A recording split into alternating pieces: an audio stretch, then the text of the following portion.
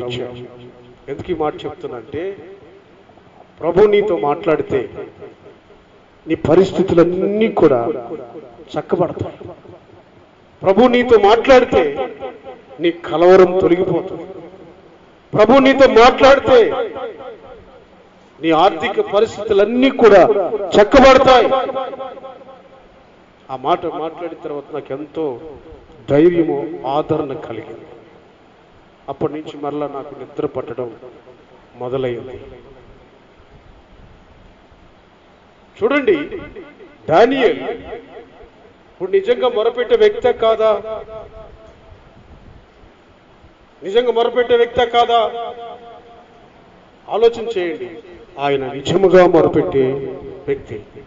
సమస్యలు వచ్చినప్పుడు ఒక ప్రార్థన, సమస్యలు లేనప్పుడు మరొక ప్రార్థన కానే కాదు.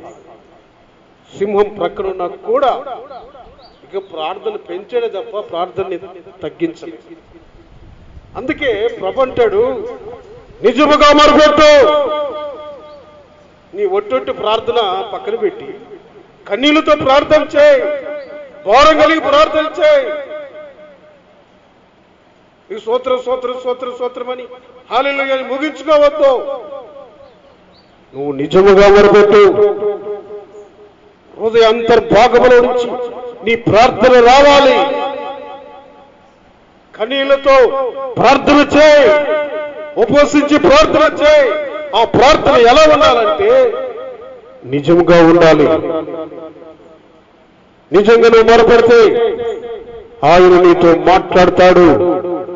ఆయన నిన్ను సమీపిస్తాడు. వాక్యము ద్వారా మాట్లాడతాడు, స్వరముతో మాట్లాడతాడు, దైవ సేవకులతో మాట్లాడతాడు. నువ్వు మోకరించి ప్రార్థిస్తున్నప్పుడు నీతో దేవుడు మాట్లాడతాడు.